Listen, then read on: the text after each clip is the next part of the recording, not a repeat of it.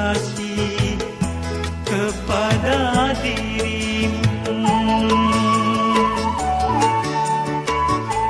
Bila bersalah hukum aku, tapi bila benar hapus nodaku.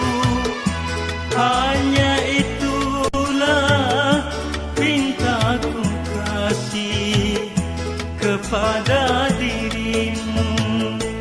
Dia seayat